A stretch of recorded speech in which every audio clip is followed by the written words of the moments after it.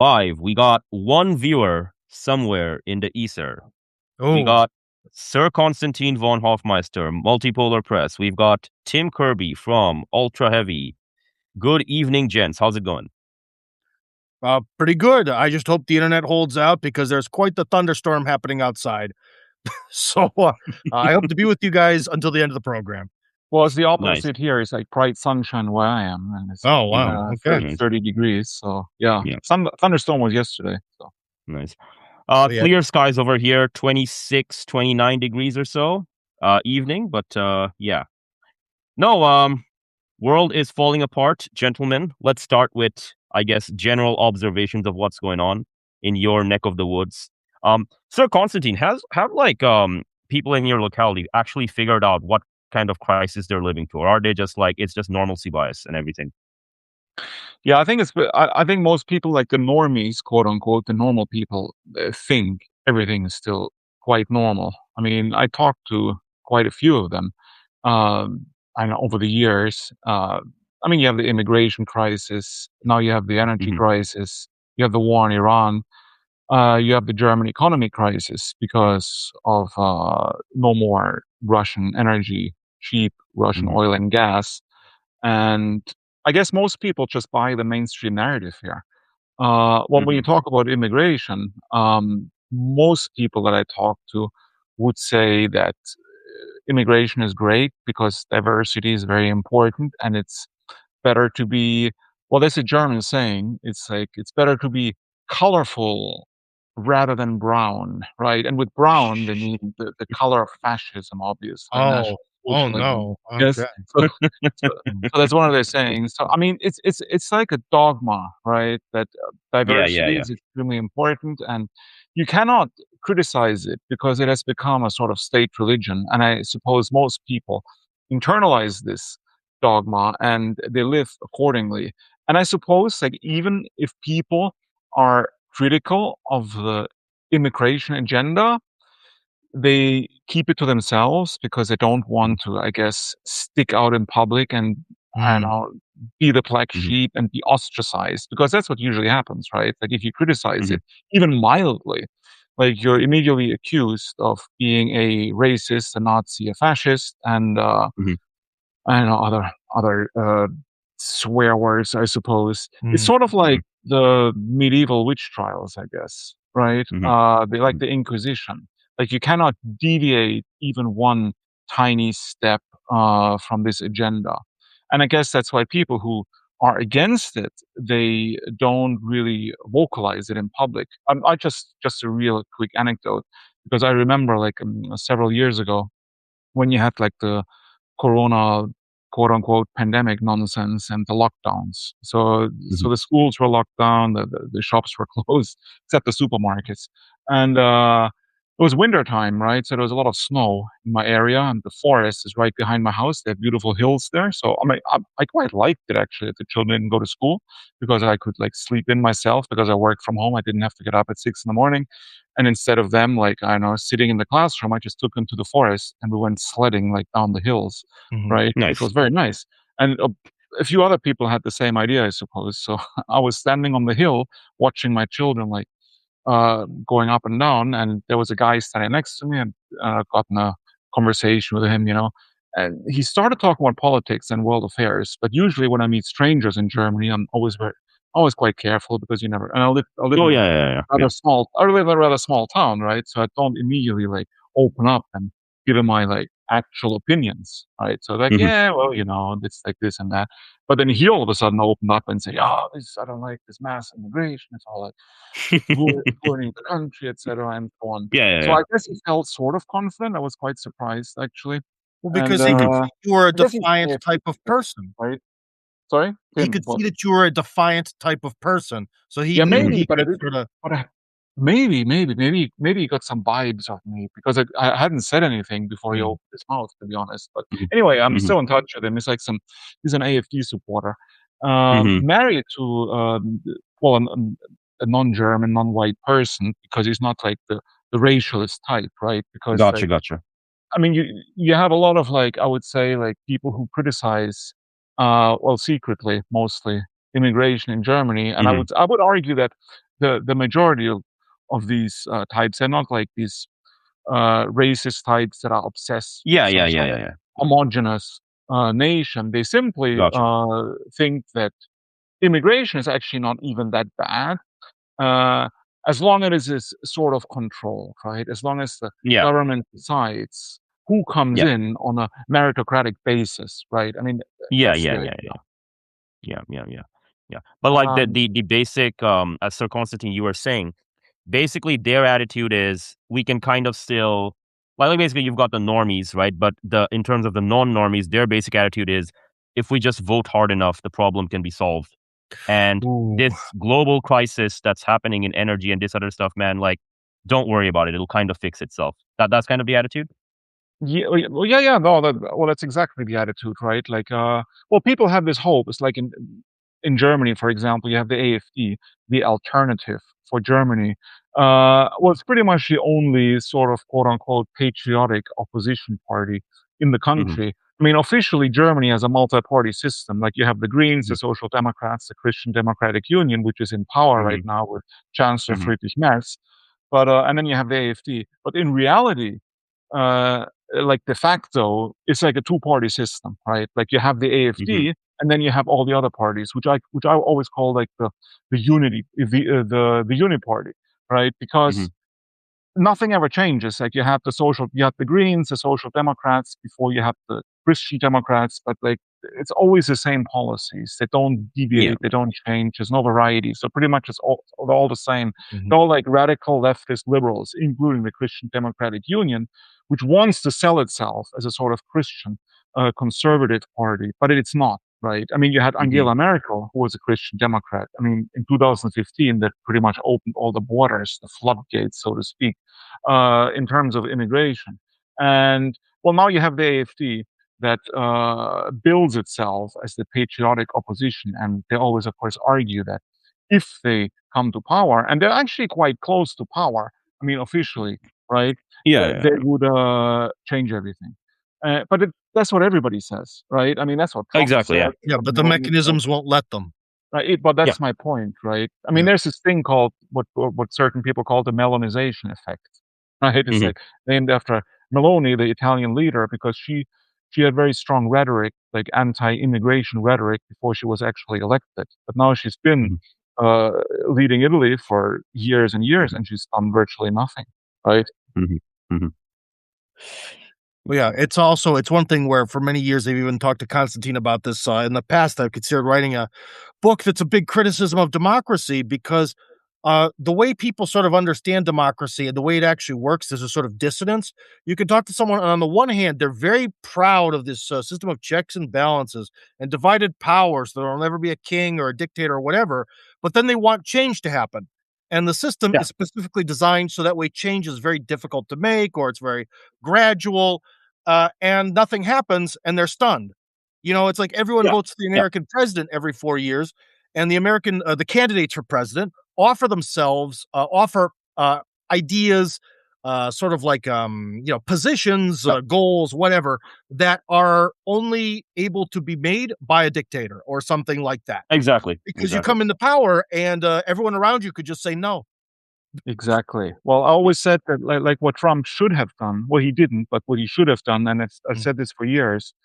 I mean, even during his first term, what he should have done, like the only solution, I mean, to save America, would have been for him to dissolve the republic and declare the empire basically, and become emperor. A Hmm. hereditary emperor would, I mean, Barron would have been a great successor, in my opinion. Well, Hmm. now Trump went insane, like, so it's all in the movie anyway.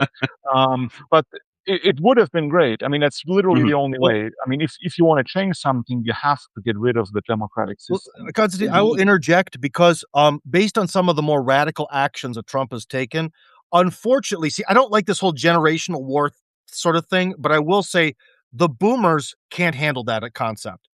Everyone who is, I don't know, 60 plus, 50 plus, who are a lot of people who are in power, this, that, or the other, they would have a meltdown and they would all side with Epstein Island over Trump as the emperor. Well, yeah, no, no. 100%. I mean, that's conjecture, though. We don't know, right? What would really I happen don't in know. a hypothetical scenario? Because I think you're giving people too much credit because most people are pretty stupid, right? Like the Well, masses that's in no, general, that was my argument that most people right? are pretty stupid. You Yeah, see? well, and they're also very malleable, which Oh, means that well. I think with the right kind of propaganda and brainwashing, and every single system Yeah, in the history of humanity uses propaganda and brainwashing, yeah, every Mhm, single one without mhm. exception, and there's nothing weird about it. It's perfectly normal and natural. I'm not even against it. Well, why would it be against it? It's just what everybody does. Everybody wants to convince everybody else that they are right, and yeah. every system does it. And of course, every single system demonizes the previous one or the opposition. It's Oh, perfectly yeah. natural. Mhm. So, and people usually, I mean, the vast majority of people, they buy every single thing that the system feeds them, hook, line, and sinker. And I think it would take maybe 2 or 3 weeks to a month, and you could like reprogram like the vast majority of the population and buy everything you tell them very quickly. I think if Yeah, you own the media and all the channels like social yeah. media and Well, everything. I could tell you one thing, Constantine. One thing that I say in public very often that makes Russians really mad is they always tell me, "Well, this is the end of Russia's relations with America. We'll never be able to be on good terms with them again." 10 years of good Hollywood movies, every murdered person in the Donbass will be forgotten. I hate to say it, but that's the truth.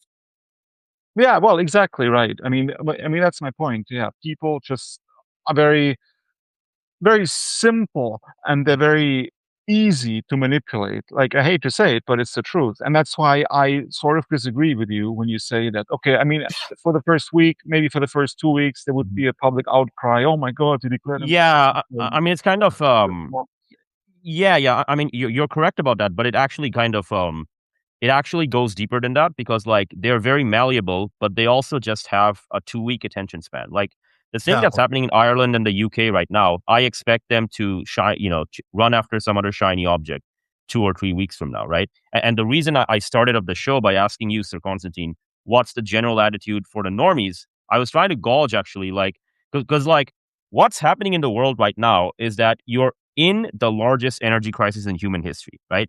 And the only reason it hasn't gotten horrific is because the Americans spent 43, 50 years stockpiling fuel for exactly this scenario. And there was like 450 million barrels of it, right? And we're just like running through it. And everyone's like, all right, let's not focus on that. Let's focus on this kid that got brutally murdered by a Sikh dude. And let's Yeah. like, and so when I was observing that, I'm like, do people actually care about the guy getting stabbed by a Sikh, or is this just like a form of theater for them? Right? Well, actually, the latest one is not the Sikh, though, right? Like Yeah, yeah. the Sikh There's a couple murdering of them. Henry Yeah, yeah, Novak. That's actually old news. The latest one is the yeah, yeah. murder. I mean, the attempted beheading in Belfast by the Yeah, wasn't Oh he yeah, the yeah. The Ireland. Senegalese immigrant who something? basically tried He to was like a behead Sudanese, I think. He was a an Sudanese Sudanese. guy. Irishman, and you have these massive riots now in Yeah, Belfast yeah. and other They're parts they're of bl- Northern they're like Ireland. setting buses to fire and stuff. Yeah, that's kind of stuff. Right, Yeah, which to be honest, like I don't. I mean, I discussed this with my Irish friend, who's actually in Belfast, and I yeah, yeah. don't really understand like what is the purpose of setting public buses on fire? How is that going to Yeah, fight? exactly. Like Like, it's fascinating that they're like they're telling everyone, well, the immigrants leech up all the welfare money, and then 5 minutes later he goes in public and like burns a bus that costs 700,000 pounds. I'm like, I don't know what you guys are doing, bro. So no, I don't know. I guess it's just some and it's sort of like an outburst of irrational rage, obviously, yeah, exactly, right? exactly. Yeah, yeah, And usually it dissipates. I mean, it flares up.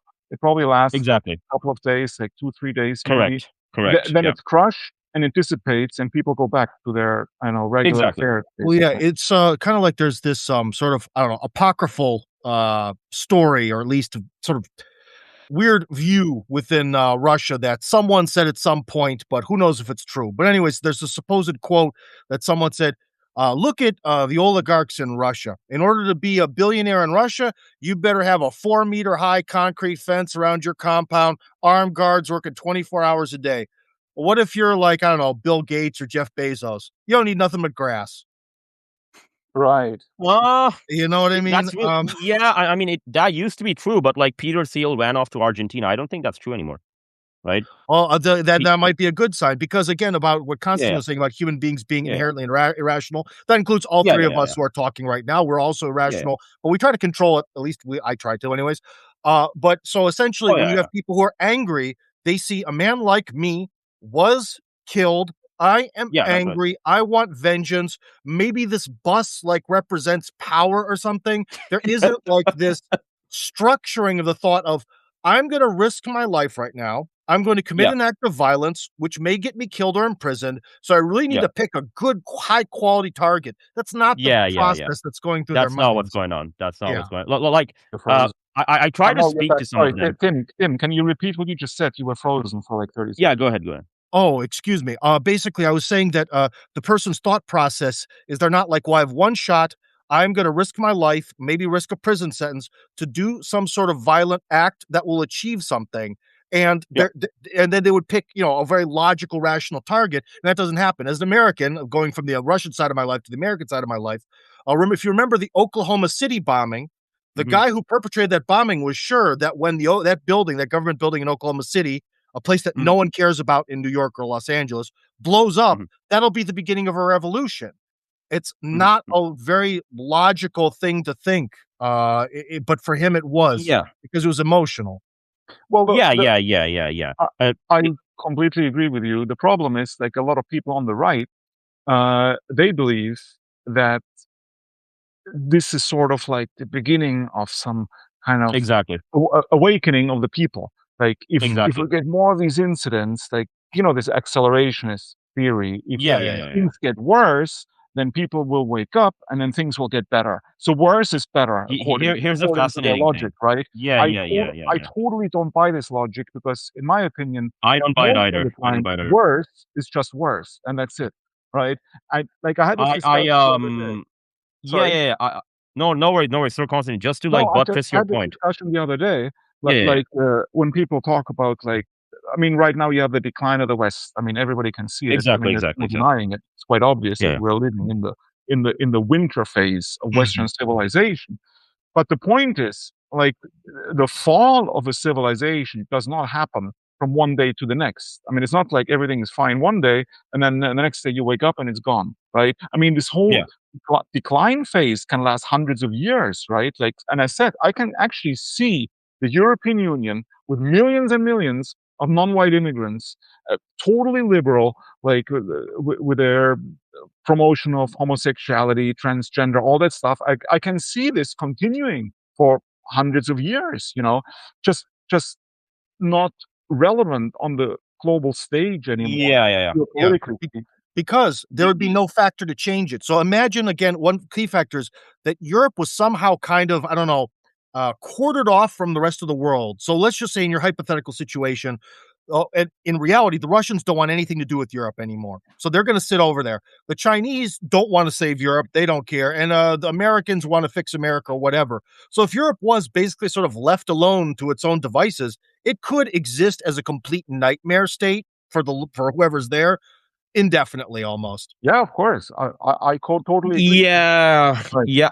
I mean, like, I'm more skeptical about that just because, like, demographics and these things are changing, and like, even in the most optimistic scenarios, there's going to be population decline. So, could someone call itself the European Union 100 years from now? Sure, but it's not going to be like 450 million people and like 4.5 million square kilometers. It's going to be like a smaller entity.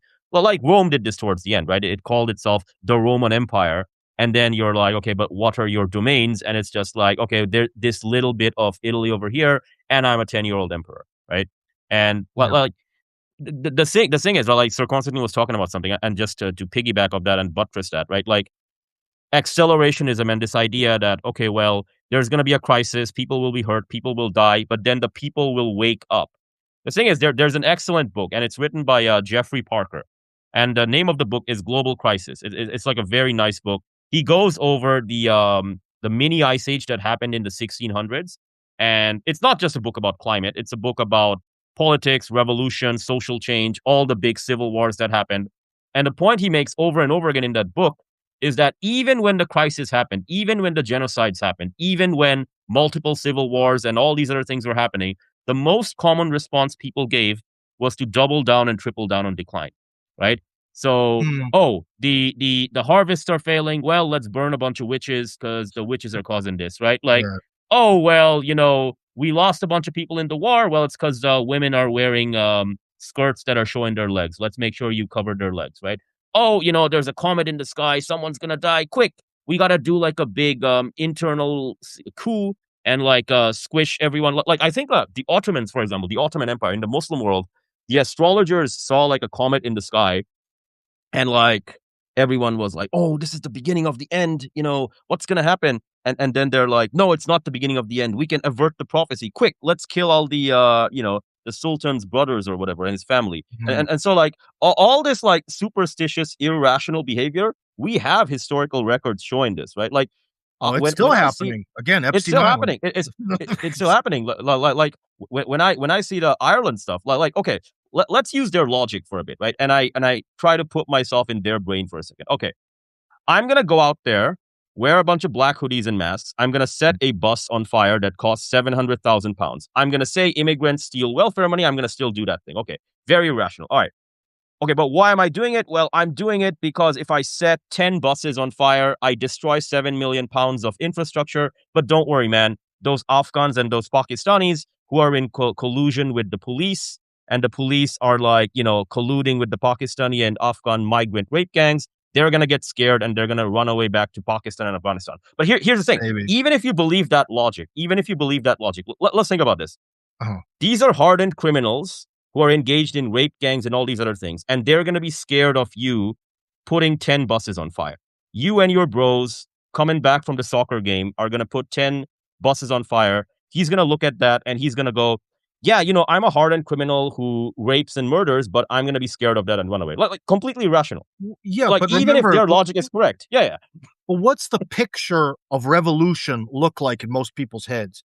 Exactly. Everyone is absolutely sure that people rise up and they act crazy and they have signs and there's some violence and stuff catches fire.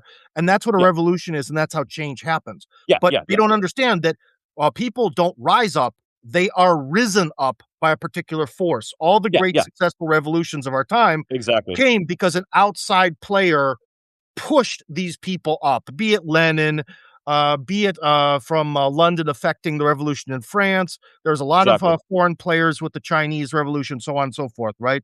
So Exactly. again, it's a Exactly. lack of historical. It's a Hollywoodization of what revolution is that leads to that type of behavior. Stuff's on fire. I'm wearing black. There's signs and stuff. This is a revolution because of that. Not to mention that there's no elite right now, right? Because it's just Yeah. Yeah. like I said, it's just an outburst of like public rage. There are no like Exactly. intellectuals, there are no leaders actually that could guide this sort of outrage into a more controlled channel. And Exactly. well, even then it probably wouldn't succeed, obviously, because Yeah, yeah, yeah.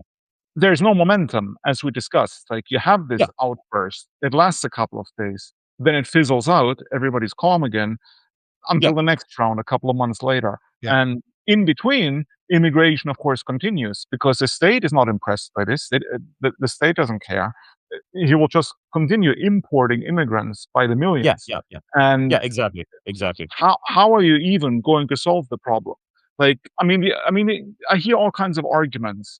Like when I talk with like MAGA people, like the Trump people who still support Trump and believe in this whole fable of mass deportations. I mean, they Exactly. argue that, well, he might not be engaged in mass deportations in the United States, but he's making a lot of people self-deport themselves, and he cut That is down such a like stupid argument. he cut down Sorry. like Yeah, yeah, immigration, like people coming in by a certain percentage, yeah. right? I mean, Hardened even if criminals. all that were true, Exactly. and Yeah, and yeah, it's yeah, yeah, yeah. debatable, even if all that Yeah, were true, the American system, political system itself, prevents long-term change because Trump exactly. might do all this.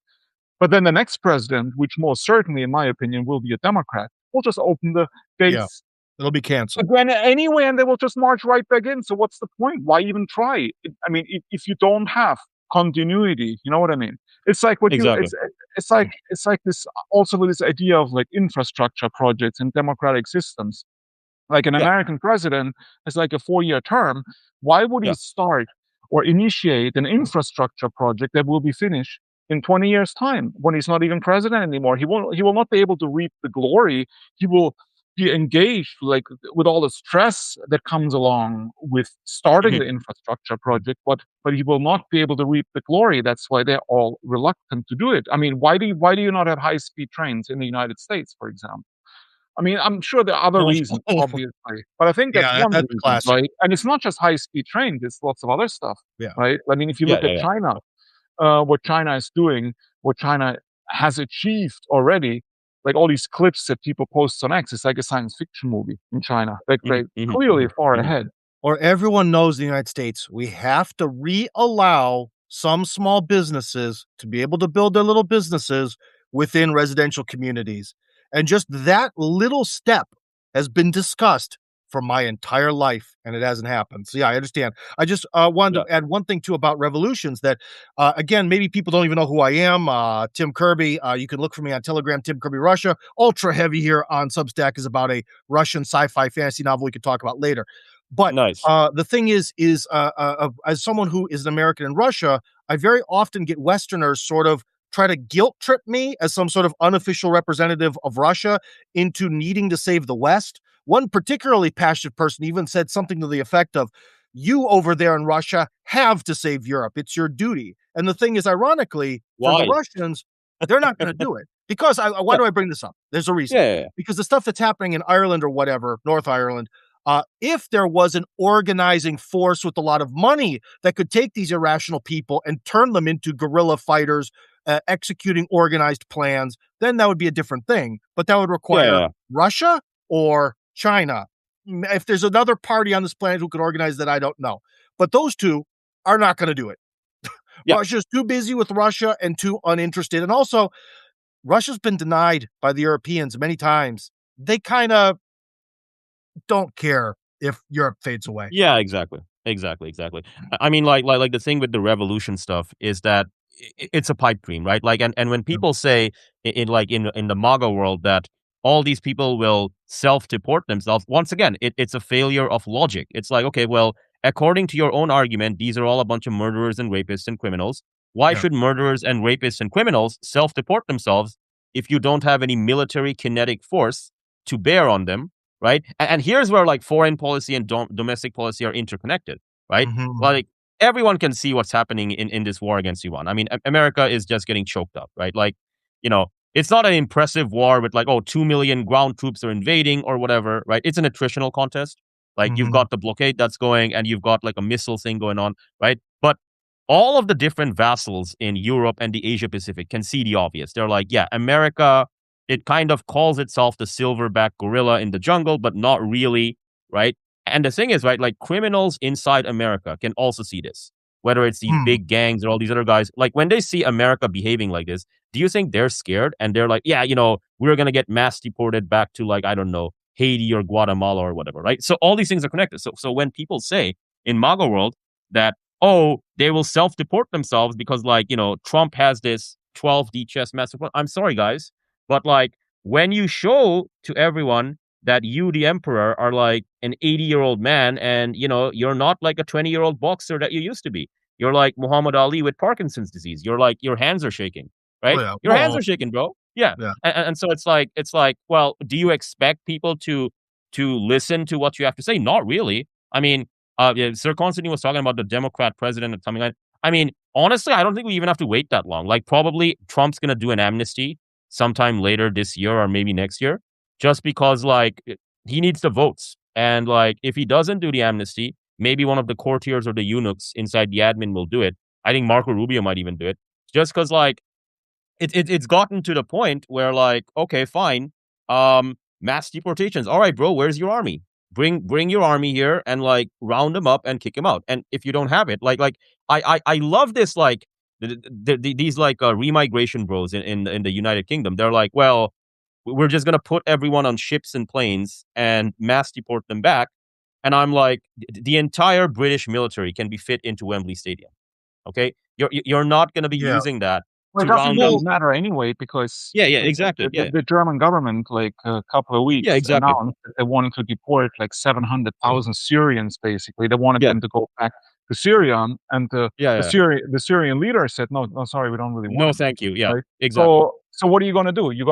you're going to Are you going start to a fight war Syria? with Syria and force them to take their own people back? I mean, it's simply not going to happen, because even It's if not there going to was a happen. No. political will, I mean, for remigration, even if Yeah. there was like some hardcore nationalist party in power, hypothetically speaking, in a European country, and they had the Yeah. will to mass deport people by force, they still wouldn't be Exactly. able to do it, because where are you going to deport them to? If Exactly. the countries where these immigrants are from just don't want them back, I mean, you'd have to start You have to wars with fight these them. Yeah. countries, You got right? to You fight don't have them, the basically. Yeah. military to do it. It's simply not Yeah. possible. Also, I Mhm. think this whole talk about immigration, I mean, immigration itself, like this mass immigration from the East, from Asia, from Africa to Europe, Mhm. is basically just a symptom of decline. It's one of the symptoms of decline, because a Yeah. Exactly. civilization that is healthy, a culture that is healthy and is sure of Exactly. itself, of its own strength, would not even engage in importing millions Yeah. and millions Exactly. of people, especially people Exactly. that are not even a net benefit to society, right? Oh yeah. Yeah. But Oh yeah. that's what the West does, because it is in decline, and Spengler said this, Oswald Spengler, the German historical philosopher who wrote The Decline of the West about 100 years ago. He basically said that at the end stage of the Faustian Western civilization, people become very individualistic, which is basically Exactly. going back the evolutionary ladder to some sort of Stone Age mentality where you really only care, where people only care about themselves, maybe their closest ones, but not much further beyond this. This Yeah. is why Exactly. this propaganda, like this nationalist propaganda, doesn't even work in Western Europe, because people don't even have a concept of ethnicity, race, or even nation anymore. Like if you talk to an average German and you tell them, well, it's very important that we save like ethnic Germans from dying out, he will just look at you as if you were crazy. What do you Oh, mean? yeah, and like, And why, for why do I care? Why, especially why does it even matter? if Right? you're in a Yeah. political Yeah. Yeah. discussion with Americans, you can sort of logically prove that in a lot of ways our extreme individualism and the fact that the only thing that's sacred in the American Constitution is the individual is kind Yeah. of the Yeah. reason that we're dying out. But then it creates this sort of like feedback loop, because individualism is what bore us. Individualism is what we take pride in. You know what I mean? It'd be like going to Iran or something and being like, being able to prove to them, guys, you're going to have to dump Islam to go forward. They're like, no, they're just going to ride it out. And the same thing with the why I don't have too much hope left. Why I have no hope for the West as a whole. I have some hope Mhm. for America, but ultimately there is zero desire to give up the individualism that has destroyed the West. Yeah, Yeah. I completely agree with you. Like, I have absolutely zero hope for Western Europe. Eastern Europe, yes, I have hope. Western Europe, zero, absolutely none. It's in the minus, my hope for Western Europe. America, I have a little bit more hope, because people are generally Mhm. more reasonably minded in the United States than Mhm. they are in Yeah. Western Europe. But just to quickly go back to what I was saying before, so basically, people have no ties anymore, because the whole liberal ideology that was Yeah. kicked Yeah. off Yeah. with the French Revolution is progressing and becoming more radical by the day. So people have no concept of ethnicity anymore. They don't care. No concept of their Mhm. nation or their compatriots. Like, Mm. why should they care? That's why the German government now, for example, wants to make it illegal to even propagate like the ethnic definition of a German. I mean, it's already considered anti-constitutional in Germany, and you're being watched very closely if you say things like a true German is only a German who has German blood, who has German ancestors, right? I mean, even that is like totally taboo now in Germany. So basically, Mhm. anybody who comes to Germany, doesn't matter when, like Syrians, for example, they came like 2 Mhm. years ago, now they have a German passport. They're just as German as a Bavarian who can trace back his ancestry like 10 Yeah. Yeah. generations. Yeah. The state makes no difference. And I mean, Yeah. this is a liberal state, and this is how it is. But it's not just the state, it's not just the establishment, like the elite, forcing Yeah. this on people. It is the people themselves who have internalized this definition, in my opinion. I mean, I'm not even upset about it. I'm not depressed like some of my, I don't know, right-wing friends are, like in despair, like, oh my God, Mhm. what's going on? Because I basically just accept it. This is just a symptom of decline. This is what happens in a late stage of a Mhm. civilization. People's mental ties to some collective just get cut, right? So people don't care. I mean, it's the same with sex. I mean, sex in terms of Yeah, gender. yeah, yeah, yeah. It's Yeah. meaningless now. Like man, woman, it's all the same. Who cares, right? Like you can be Yeah, anything. yeah, yeah. But like men can beat women in sports and I don't Exactly. know swimming. You know, to get a Yeah, gold yeah, yeah. medal. It's all meaningless now. Everything's Yeah, yeah, yeah, meaningless, yeah. and this is Y this is just a symptom, basically. yeah, Oh yeah, wait, yeah. you have to let in ultra heavy. He's Yeah, trying to I come in. resent him the invite. I resent him the invite. But like, just to piggyback off what you were saying, Sir Constantine. Yeah, I mean, like, if you're a government and you have negative population growth, you're never going to like countries in the Western world in the 1960s, 1970s, 1980s, right? Like when they started having this like situation where the number of old people started going up and the pensions and these other things started going up, right? And then the young people getting taxed more and everything, they had a choice. They could be like, all right, we can continue pursuing growth, or we can focus on steady state, degrowth, all of these things, right? They picked migration, they picked degrowth. I mean, maybe people didn't directly vote for it, but like in terms of their lifestyle and their choices, they're just like, this is what we want. We want consumerism and we want all this other stuff. Like, okay, well, ethnicity and nation and whatever. Well, bro, I just want my Chanel bag, man, or like I want my like Toyota GR86, right? And well, we don't have the money for it. Well, we'll get credit. Well, how do we get the credit? Well, financialization. How do we do financialization? Well, we need to like figure out a way to get slave labor, right? Oh, you young people are not going to do the slave labor. I guess I'll just, import a bunch of Indians to do it for me, right? And so it's like the It's an logic audio is what it problem. is. Okay. Can you hear me? Right. Yeah, yeah. No, no. I Yeah, completely yeah, agree with you. It's also yeah, so yeah, yeah, yeah. I mean, you should also consider the fact that this sort of like integration of non-white people in Europe has progressed so far that the new generation, for them, it's even inconceivable to think of Yeah, it is. something Yeah, as like a homogenous nation state. Like my children, for example, I live in like a yeah. small town, which is not even that quote unquote diverse, but even in, of Hmm. course, their classes are a lot of non-whites, right? I mean, Hmm. from all kinds of, I mean, India, China, Vietnam, Thailand, Africa, you Yeah, name yeah, it, yeah. because they come from like different villages and different towns to this high school where they are.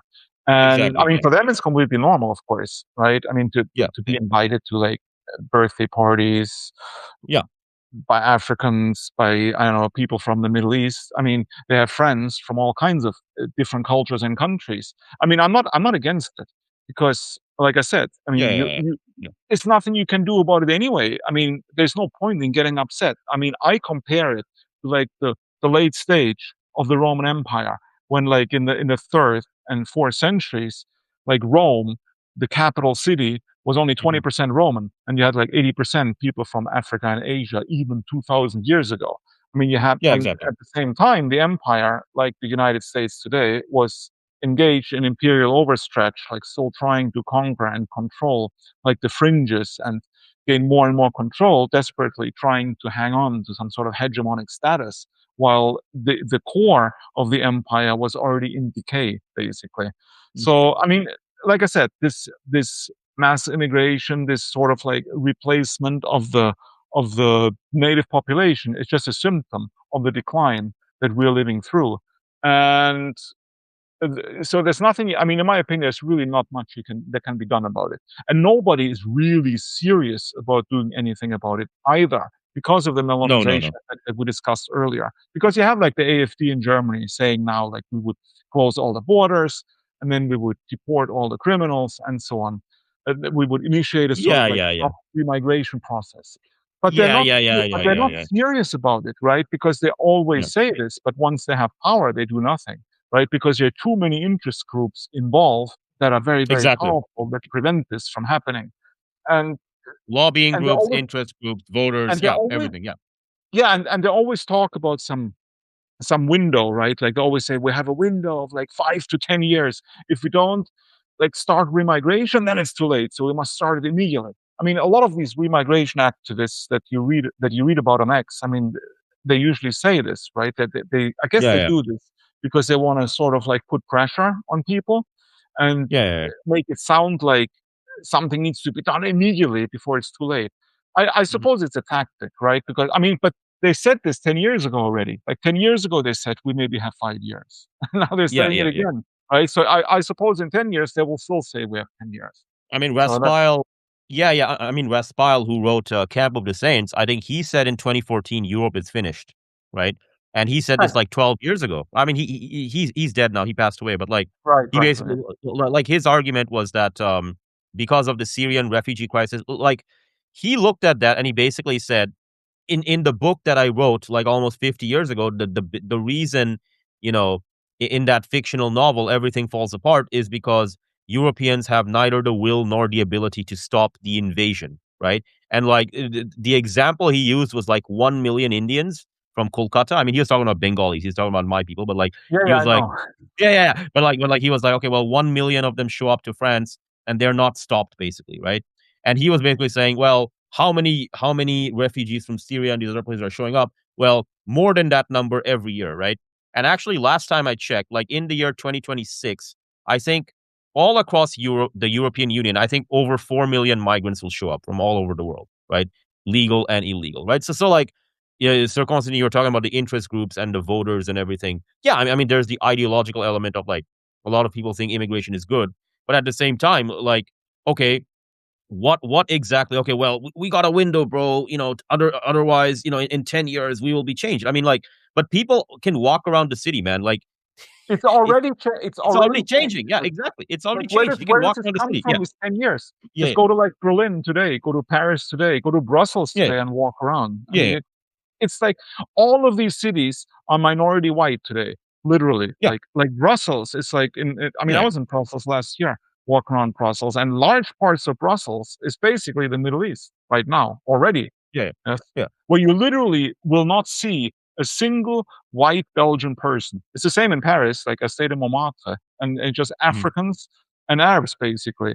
Like everywhere in every single shop, every single restaurant is quote unquote ethnic, right? It's the same in Germany, like even in like not even just major cities, like medium-sized towns, like Mannheim, mhm, for example, where that cop was murdered a couple of years ago, was yeah, stabbed to death by an immigrant. Like you walk around there, and that's in the center, like downtown Mannheim, like literally like 100% of restaurants, shops, barber shops are either Turkish or Arab, and that's how it is. So it's already like this. What are they talking about in 5 to 10 years? It's already like yeah, this. In my opinion, it's already too late. The ship has already sailed. So you just have to, you just have to make your peace with it. I yeah, mean, you don't. It doesn't mean you have to like it, right? But yeah, yeah, yeah, I mean, at some point, you have to understand that Spengler. I mean, you talk about Raspe, who wrote *The Camp of the Saints* in yeah, yeah, 2015, said it's too late. I mean, Spengler said it's too late in the 1920s, like over yeah, 100 yeah, years yeah, ago. He yeah. said it's too late. And there's, by the way, there's an interesting book, a right-wing book, like published by a right-wing publishing house, Antaios, in Germany. It was published a couple of years ago, called Das neue Volk, which means the new people. And Mhm. that's one of the best books I've read in months. I think I told you about this book before. Yes, yes, yes, yes. Simon Kiesling is the name of the author. I just quickly want to summarize the basic premise of the book. Like the author, he takes a Spenglerian approach. So what he does is he looks at like his fellow right wingers' approaches to the immigration issue, and he examines them and their validity. So the first one is remigration. He says it's nonsense; it will not happen, and mostly because of the reasons that you mentioned. Right, there will not be remigration. It simply won't happen. It's logistically not feasible, even if there was political will. But now we have neither. We have neither the logistics nor the political will, even among conservative right-wing parties like the Yeah, AFD. When they talk about remigration, they don't talk about remigration in the same way that Martin Sellner talks about remigration. They don't talk about like yeah, wanting to deport like a lot of people. I mean, they are strictly focused, like Trump, on economic issues, saying that yeah, yeah, yeah, yeah, yeah, illegals should go, legals can stay, the ones with passports obviously can yeah. stay, right? And these are already millions and millions. That's like So, I 90% mean, of the people. remigration Yeah, not possible. Then he yeah, talks about the other, yeah. Then he talks about the other group of like right wingers that have this idea of like we just need to sort of separate ourselves from the decadent mainstream society, maybe like Hmm. establish some traditionalist villages somewhere in the countryside in East Germany Hmm. that's not densely populated, where we can do our own thing. I mean, you have something similar in the United States, like these communes that like white nationalists try to set up. But Yeah, yeah, it's like an Indian reservation. Like you're not going to change anything, and sooner or no, later you no, will also be overrun. It's like Orania in South Africa, right? They have this like model yeah, yeah, yeah, yeah, yeah. Afrikaner town full of white people. It's very beautiful. It's very efficient. It looks very nice, but it has no Hmm. future because first of all, the South African state at any moment could just shut it down because it's not like Yeah, they can yeah. defend. It's not like they can defend themselves. They have no They army, they no let it they military. let it exist. Yeah, So yeah. I I mean, mean, they let it exist. basically, Yeah, they're that's just how it is. Yeah, being yeah. passively tolerated by the South African government, and so also not a solution. So Kiesling in the book Das neue Volk, the new people, he says that simply there's no solution. You cannot Yeah. do anything about it. Uh, I can hear you typing, by the way. You should put yourself on mute. Um, Oh, my bad. so it's okay. Yeah. Anyway, so basically, he said that you should accept it. You have to accept that the West is dead. It's dying. It's in decline in the Mhm. Spenglerian sense. And there's nothing you can do about it because it's like an 80-year-old man that wants to be 16 again. He cannot be 16 again because he's Correct. 80 Yeah, years yeah. old. He's going to die quite soon. And this is the case with the Western civilization. And according to Spengler, it's inevitable because cultures are like organisms.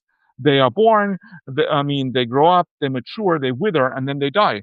And we're just like in the withering stage of the West right now. And that's what you have to accept now. But then he says that, I mean, and that's the future scenario. That's actually the interesting part in the book that he paints. He says that, like, you had like the Roman Empire in the third, fourth century. In the Roman Empire, like, as I mentioned earlier, again, you had like in the capital city of Rome, only 20% ethnic Romans, 80% Mhm, like people from Africa, Asia, just like today. mhm, And also, you have the universalist ideology in the late Roman Empire, where mhm, the mhm. emperor did not preach the glory of the Roman race or the Roman people, but the glory of mankind, like an abstract humanity. And things should be done to further humanity. And this is like this universalist ideology we have today in the West, where everybody just thinks about what is good for humanity, not what is good for me or us as Germans or us as Frenchmen or even us as Yeah, yeah, white exactly. people, Yeah. as Europeans, because there's no ethnic consciousness anymore. It's completely wiped out. In the West, it's still very much alive in other countries like China and India, in my opinion, and Russia even. Yes, it's just completely gone because of the senile age of Western culture. And Mhm, so he says you just have to accept it. Yeah, basically, the West is going to die. But then he says that, like, the parallel in the past, you had like the Roman Empire, the senile Roman Empire. Then the Roman Empire eventually collapsed, like it was finished. Rome was done as a civilization. Then you had other civilizations or other cultures that grew out, mhm, not out of the Roman culture, but they sprung up. Like the example that he talks about is the Venetian Republic, the Republic of Venice. mhm. And the Republic of Venice was not a continuation of Rome. It was its own culture, its own civilization. It took maybe certain elements from Rome, but it was not a successor of Rome because it also took elements from other cultures and other civilizations. So it was Mhm, its own organism, basically, and it also lasted hundreds of years.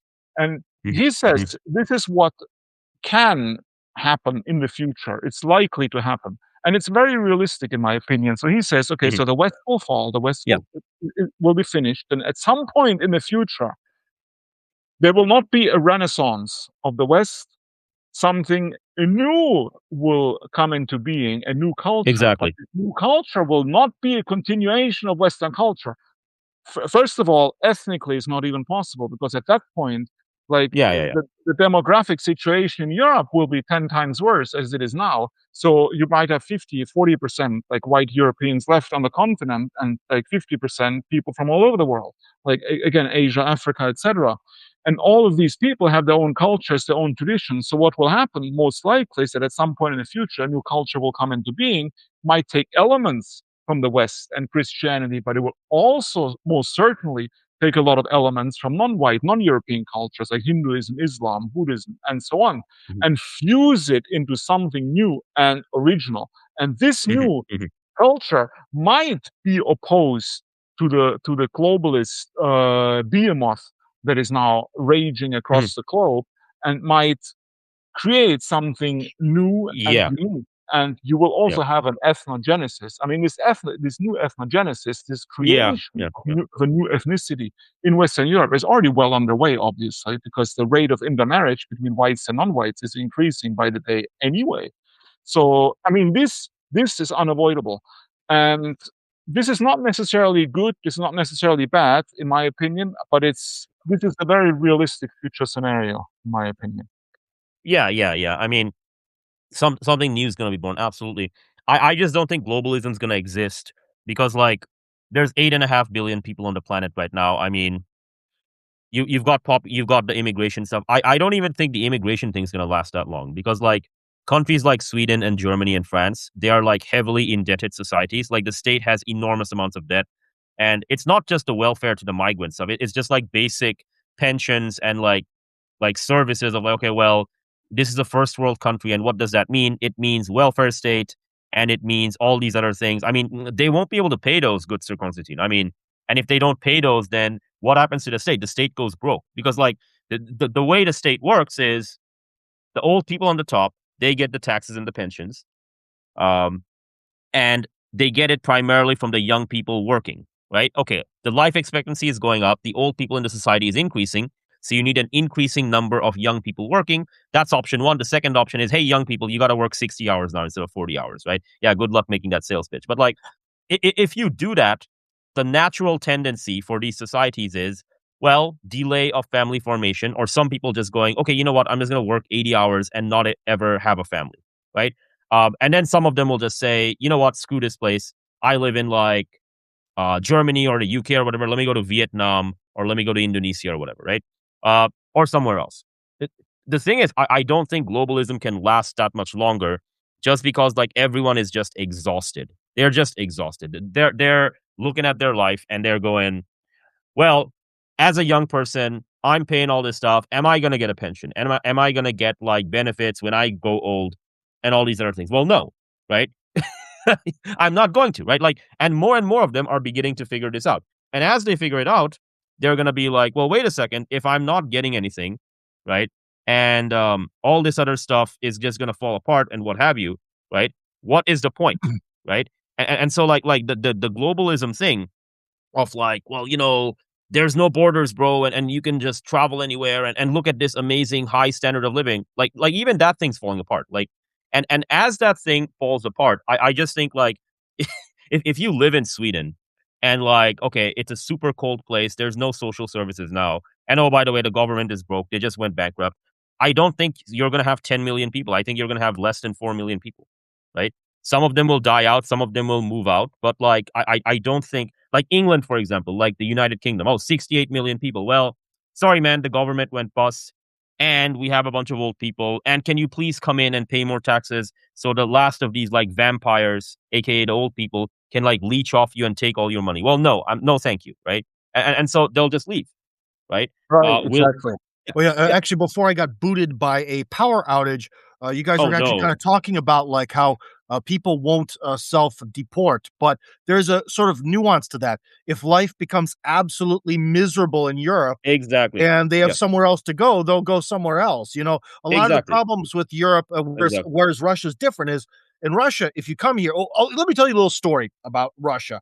There was this rumor that had some truth to it that when the World Cup was here, some Nigerians all bought tickets to the matches because they were sure they could then get to Russia visa free and they'd be able to live some sort of European lifestyle for the rest of their lives. Well, this ain't Europe. They came here and they stayed here and they didn't have jobs. And sort of one by one, they either found a way to leave or they all got deported eventually. Right. And so if Europe were to change, or if it could, change those policies and make it impossible and not profitable to live there, people wouldn't. Yeah, I mean, like that's the thing though. My argument is that it's gonna naturally happen. Like Sir Yeah. Constantine was making the argument that naturally a new people are gonna be born. I think naturally the way these governments work is that there's basically too many old people, and like 30 years from now, there's going to be way too many old people, right? And the young people will simply emigrate. And it's not going to be like the blacks and the browns leaving per se. They will leave as well, but a lot of white people will also leave. They'll just be like, this is nuts, man. I'm not going to give all my taxes to the old people because I'm not going to get these benefits myself. What is the Yeah. point? They're not even like my family or my kin or whatever. They're not even related to me. I'm not going to work like a donkey for them, right? And so I think we're actually going to have the opposite problem. Like it's 2026 right now. In the year 2076, I think like these governments in Europe, assuming they even exist, right? They're just going to be like, yeah, the borders are closed. The borders are closed. You can't leave. And if you do show up, yes, as a foreign worker from like Asia or Arabia or Africa or Yeah. whatever, Oh, wonderful. that you can't You leave can't leave stuff. either. You can't That's already leave. begun. That has But already I'm saying, begun. but I'm saying it's gonna be worse than that. Like what's gonna Oh, happen is they're gonna take in a bunch of Africans and then they're gonna be like, oh, you're here. Um, we're not gonna let you leave. You can make a shit ton of money. Like if you go to Saudi Arabia, Kuwait, and these other places, you can be a guest worker and make a shit ton of money, right? Like, and mhm. so like the Europeans will try to emulate that. They're just gonna be like, okay, you're from Africa, you're not a citizen, you can make a shit ton of money, but we can't let you leave because if you leave, the old people, the vampire class, the gerontocracy that runs this place and is like in charge of most of the lobbying groups and the interest groups, they're not gonna be able to blood suck you dry for the money. So you can't leave, bro. Sorry, we're just gonna keep you here, right? Mhm. And Right. yeah, Sorry, Tim, I have a question though, Yeah. since you're in Moscow and since you've lived in Russia for a long time. I mean, we're talking about like the decline of the West. Um, well, let's say decline of the white race, right? Like white people. I see the same problem in Russia. I mean, the demographic crisis. I mean, you don't have the degeneracy and the liberal nonsense and the promotion of homosexuality and all that stuff in Yeah. Russia, but you definitely have demographic decline, a very serious one. I mean, it's way below replacement level. I mean, talking about like ethnic Russians here, Mhm. right? Inside the Russian Federation. I mean, I consider it quite realistic. And again, it's not a value judgment. It's just a prognosis. I think it's quite realistic that in several decades, the ethnic Russian, let's say the white ethnic Russian population, is also going to be below 50%. And the other 50% might be a lot of the other ethnicities that you have in the Russian Federation now, like Well, Tatarstan and various others, right? I mean, there's some you nuances see it to this. happening. Okay. Well, here, let me ask you this question then. In Germany and the United States, two places you go often, do you see that the officially declared sort of birth rates and death rates match up with what you perceive on like the streets or in real life? Do those match, or is there a major dissonance? No, I think they match. I mean, when you walk around See, in like the Russia, major they cities in don't. the West. That's a Right? big thing, and you have to remember that population data regarding Russia comes from the UN. And so when you're kind of discussing this, it seems weird because you meet so many people who have 3 or 4 kids, but then according to the UN, no one has any children, right? The Russian government's own numbers, put Russia closer to being slightly below replacement rate at current, and this being sort of like a really particularly bad, period. So, I don't know. I don't worry about it that much because they've already stated, like President Putin stated a few years ago, that now, for the next 10 or whatever, 20 years or so on, that all the current legal projects and projects in general in Russia all have to increase demography. So we have to focus on that. yeah. That's a bit comforting. But one of the other things that's most comforting is they've really cracked down on abortion. Nothing has really killed more Russians than abortion. And Hmm. so, just in sort of a raw not aborting would solve the demographic issue and push Russians over that golden 2.1 people per pair or set of parents, right? And that's basically all we need here. Hmm. Yeah, I So, mean, I think the official census for Russia in 2021 was this is by the government. yeah. So per the government in 2021, the population was 147 million, and I think the UN number for that year was like 143 million. So there is But a you have to little bit remember of this is a very important thing. Most information about Russia, even Russia, like it's all lies. No one knows how I'm many I'm people are here. I'm using Strana, right? I So know, like but this is the that it's official. Yeah, still yeah. lies. Like, in order to get a really clear picture of Russia, you can't look at it statistically. Because if you look at the statistics, Russia is Spain with gasoline or Nigeria with snow, Mhm. but it's not. So if you try to get into this very like super rational way of looking at the demographics, everything is just inundated with lies. Mhm. Mhm. Mhm. So it's really hard to say. Okay. I mean, I was just bringing it up because like it's available, but okay, fair enough. But But I would say in terms of like, the most major yeah, challenge yeah. for Russian demography, that still faces is the fact that, when you talk to people who work in the government or that, they don't understand philosophy, the human spirit, uh, so on and so forth. They're still sort of stuck in this Soviet, technocratic way of looking at the world, that everything is about pulling this lever to release this lever and then line up these different toddlers, so that way they're all in order. That's kind of the way they see humanity, and that's a problem. It's sort of this awful Soviet legacy. But another thing that might be good for demographics is Russians are voluntarily moving out of apartments. The majority of square meters that are built for housing nowadays within Russia are single family homes. So Mhm. Russians are starting to kind of naturally on their own spread out. So yeah, I don't think the situation is really going to be that bad. I think we'll survive this, and the return to religiosity is helping. But again, the major battle that Russia still faces is their complete inability to sort of deal with or provide counter propaganda to Hollywood Okay. and Oh, like institutions. gotcha, gotcha, gotcha. All right, let me just Sorry, read this. Tim, what exactly do you mean? Like, could you specify the kind of propaganda that they're not effectively fighting against? Well, it has one name: feminism. Feminism has definitely sort of taken hold here. Just the difference is in the West, in theory, women asked for it, and in Russia, they didn't ask for it. And the legacy that women never asked for feminism, World War II just forced it down their throats, even though the Communist Revolution was the one that really forced it down their throats, but people think it was the war. Um, that kind of helps because it sort of helps that women sort of have less difficulty moving away from it. Um, but still, the average Russian woman who grows up is told by her mom, who is probably a single mom, that she should never rely on a man. And furthermore, there are a lot of mama's boys in Russia. That's maybe the number one problem. And you will never ever hear a government official talk about this. But because so many men after World War II, there became sort of this first generation of men who were raised only by their mothers, and then that generation had trouble in marriages, and then a lot of it's single momomania, right?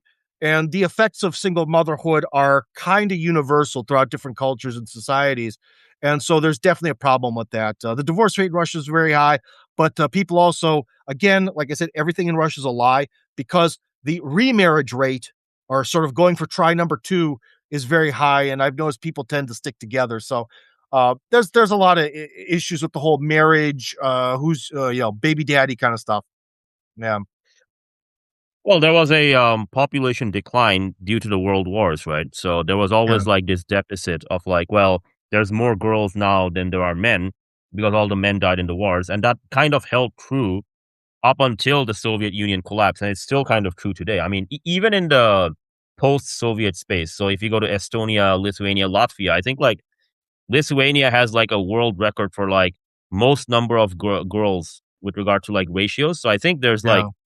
55, 60 girls for every like, you know, 45, 40 men, right? So But like, that also has to do with their EU membership because as soon as they got EU membership, all the men left to work. Because that's true. especially Yeah. when it comes to Eastern Europe, because the people there were more educated and talented, the men were usually the ones who left to go to like Mhm, England or France to be construction workers and engineers and all this other stuff that locals didn't want to do. It didn't want to do in mhm. quotes. Yeah, I mean, like, if you have like labor arbitrage, like land, labor, capital, and entrepreneurship, like these things are connected, like in terms of economic theory, right? Like if you have capital flowing in, right, then labor will have to flow in to follow it. Like the thing with the migration stuff with regard to like the Polish plumbers in London or like the Romanian electricians and that kind of stuff, right? Like companies are never going to be like, yeah, I'm going to pay you a fair wage. No, like if they Mhm. want to increase their capital investment, they're always going to be like, where do I get the guy who I can pay the least amount of wages to, right? And who's not going to unionize and who's not going to do all this other stuff, Yeah, right? yeah, And so inherently, they're going to be like, oh, well, this Polish guy, he wants to get paid in cash only, and I can just write him off in my taxes. You know what? I'm just going to hire 40 of these guys, right? So yeah. that aspect will always exist. We have a question actually. I was not looking at the chat. Oh, Okay. sure. Jennifer Dimich asks, will we euthanize the elderly like we have aborted our babies? I mean, Jennifer, honest answer to your question, some countries already do it. Like Yeah, in Canada, Canada. euthanasia, yeah, like in Canada, euthanasia is legal, right? And in other countries, they're also doing it, right? But if your question is broader than that namely that, okay, well, will the gerontocracy be like taken care of that way? I don't think so. I think some old people, obviously, like euthanasia will become more and more common across large parts of the world. But overall, like we have to understand, like the largest lobbying groups in the Western democracies are the old people, right? They do most of the voting, right? They have most of the real estate and the money and the power and the influence, right? Uh, if you're a young person, they're going to ring you out and take all your taxes and what have you, right? And they're always going to like, whether it's like this sales pitch they'll do, they're like, well, you got to help us out in our retirement, and look at the immigrants stealing all our money, and bro, you got to do all this. They're always going to make that sales pitch to you, right? So they're not going to be like quote unquote euthanized in that like larger sense, right? They'll keep doing what they're doing, and what's going to happen is the young people are going to leave. They'll go somewhere else where like they have to pay less money to live, and it's more affordable to raise families, basically. So there you Hmm. go. That's kind of where things are headed. Um, but yeah, no, I don't. I think Sir Constantine, you are talking about it with that book about the new people. Yeah, I think the new people are going to be born. It's just that as they're getting born, the old world will die because like this society that kind of functions as a pyramid scheme, it doesn't really work, right? Oh, yeah. Because family formation and all these other things are destroyed by the fact that you have to pay more and more taxes and pension to the old people, right? And just by that relationship alone, right? There's not like it's not going to last 100 years, right? Because we've already seen the fertility declines with regard to the last 30 years, right? I mean, good luck keeping that up. I think like South Korea right now is at 0.7 something. And somebody ran the math on that. It's just like if you start off with like, 100 people, right? 0.7, that's like one third of the replacement rate. That's 2 point something, right? So by the time you get to like the third generation, so one third to the exponent three, yeah. So out of 100 people, you'll have like 4 or 5 people left, right? Mhm. That's how devastating it is. That's how devastating it is. And it's a country of 51 million people. And like even the official UN numbers are that are super optimistic. They're like, yeah, by the year 2100, South Korea will have 24 million people, and Japan, which has like 120 million people right now, they'll only have 70 million people left. I mean, that's not a world where like liberalism and globalism functions. That's like a world where like there's a lot of abandoned houses everywhere. There's a bunch of old Yeah. people who run the politics in like a bunch of one or two big cities. They're like the vampires who run the city. And like the young people are just running around trying to escape them Oh, and that's ultimately. another, argument for Russia's population might not actually be what they list, because there's always been, for a long time, a housing shortage, and they Mhm, build everything everywhere. There's always new homes and mhm, apartments being constructed all the time. So the mhm, question is then who would occupy them, right? mhm, So mhm, sort of mhm. another counter argument. But again, well, Got you, here's got something that I'd like to ask maybe philosophically is, okay, South Korea is in a really bad situation. So what should, the average South Korean think about this or do about this? you. I mean, they're already doing a lot of thinking about it. I mean, the thinkers in South Korea, they've got like policymakers and these other guys. There's basically three methods that they do. The first one is like the obvious one, which is like, well, the government should pay young people to have kids and families, right? I mean, they're Mm, trying it, but it doesn't seem to really work because like what ends up happening is that they get like a stipend or something and they have to spend it on some other thing, right? Or mm, like, they get the stipend and then they're like, I'll buy like a Chanel bag with it or whatever. Like people are not yeah. rational with their money, Well right? well, So yeah. Well, yeah. I think that the main answer then is it's really a question of propaganda. One thing, is this video gonna be later uploaded to YouTube or some other censorship heavy format? Substack. It's gonna be on Substack. It's only Substack. Okay. Do you Yeah. have to watch your words on Substack or not? Not really. No. Substack's Okay. pretty So straightforward, yeah. essentially, what I think the solution to a lot of this is essentially propaganda because um, people. I'll put it this way: Mhm. there are people who suffer from bulimia and anorexia, overwhelmingly majority women, who are Yeah, willing that's right. to starve themselves to death to essentially look nice or something. And this sort of inherent desire to be liked within women is Mhm. very deep. It's very, very powerful. We as men can sort of get over it and be gross and ugly, but women, it's really, really powerful. And we can see the effects of all sorts of forms of advertising and how, in a lot of ways, very often women will state sort of one political position openly, but then maybe they might vote a different way or something or other. Yeah, It's a exactly. really matter of propaganda. It is a sort of anti-feminist propaganda that instead of saying that, if you have a husband and a baby, you're chained to the baby and you're a servant of your husband. We've all started to hear things from the West about how, like, well, aren't you really actually, a servant of the company you work for? More so, why not, be a buddy with your husband? He might actually love you, take care of you, so on and so forth. But Mhm. to be honest, the problem with Russians is they will never go hardcore with their propaganda. I would tell them that the message should be if you're an adult woman and you're 22 or 23 or whatever age, and you're Mhm. not already married and pregnant, you're just a waste of life. You're Mhm. a whore. You're a piece of shit. And start with that because no, because women have been told that the opposite is true. Like if Mhm, you mhm. aren't like some sort of beautiful Instagram blogger, this basically the average person, especially more so women, have been shown this sort of life path of what's Mhm. good and what's cool and what's amazing that Gotcha. is not compatible with having children. And also, Yeah, yeah. the same thing because people in the West talk about men talk about, well, it's the divorce laws, bro. If it wasn't about the divorce laws, we'd have so many kids. Well, Russia doesn't have those laws, right? So the Mhm. situation is a bit better than in the West, but it's not just about, oh, the divorce, bro. You know what I mean? It's Mhm. really a matter of propaganda where people see the path of their life, that the life that they need to emulate for success Sure. involve children. And if you don't do it on the male side, you're a fag. On the woman's side, you're a whore. And they need to use those terms. And every time I say that on Russian TV, boy, do I get a lot of bad messages later. Oh, like, the thing with propaganda, I agree with the fact that people are malleable. I'm basically skeptical in the following sense, right? Like, Yeah.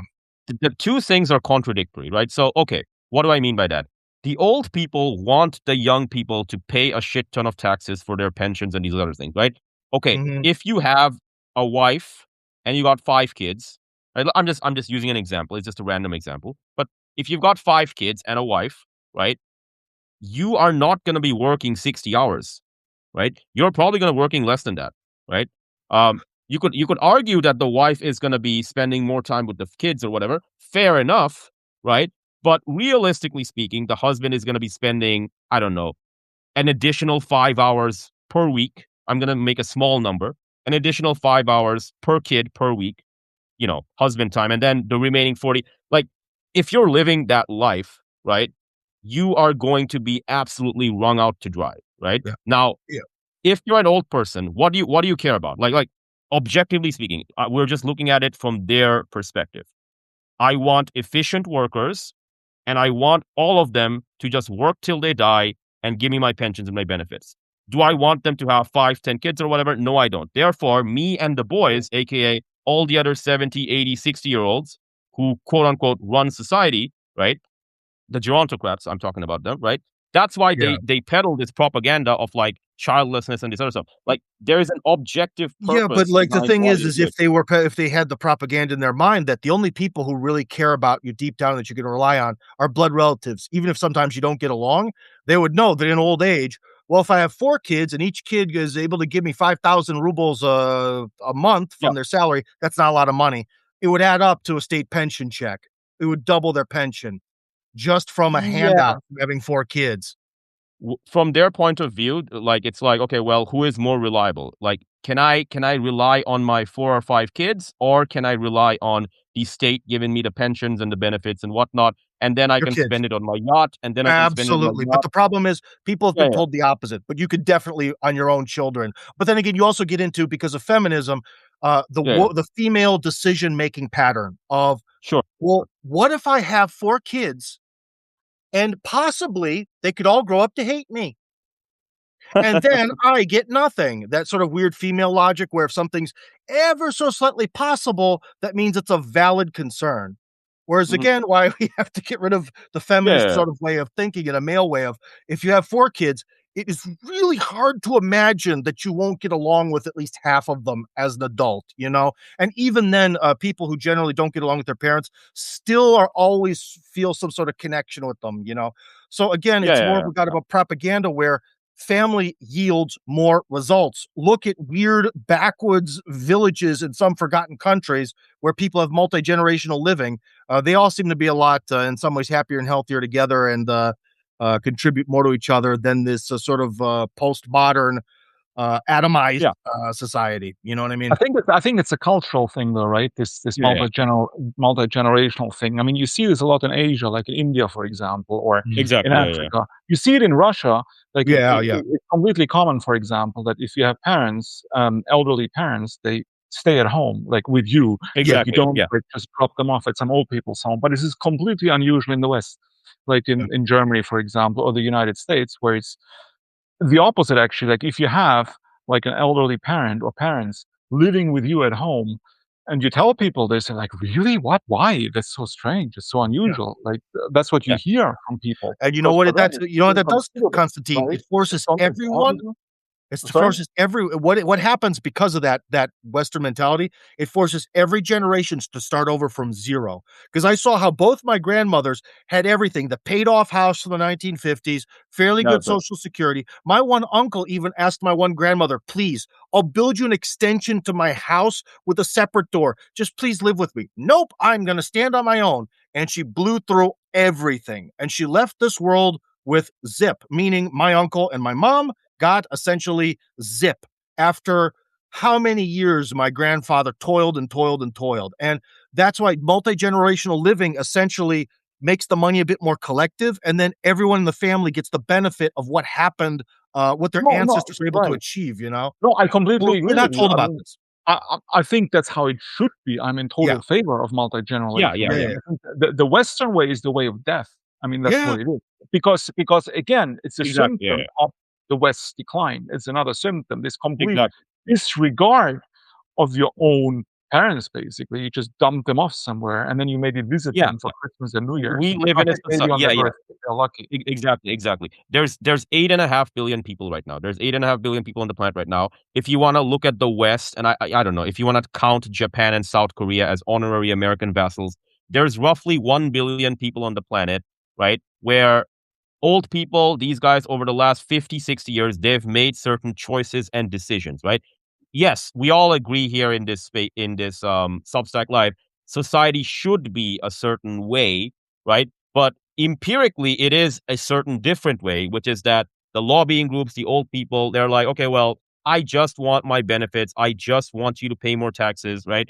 And because of this downward pressure from the top of the pyramid, on the taxpayers, on the young people have less families, the young people emigrate, right? The young people are like, I'm not even gonna like what the fuck is the point? Like all this stuff, like, okay, well, you need to feel proud of being an American or a German and nationhood and this and the other thing. Well, they live in a society which expects them to work like longer and longer hours. They get less and less pay, right? They get less and I mean, their own parents and their grandparents. Not only do they not give them a penny, right? They literally go to like fucking BlackRock and these other like Vanguard and these big like, yeah, okay, buy off my property. I'm gonna sell you my stocks. Yeah, quote unquote, I'm gonna give it to charity. And then you riffle through the books. What is the charity? The charity is actually some NGO with the UN or whatever, right?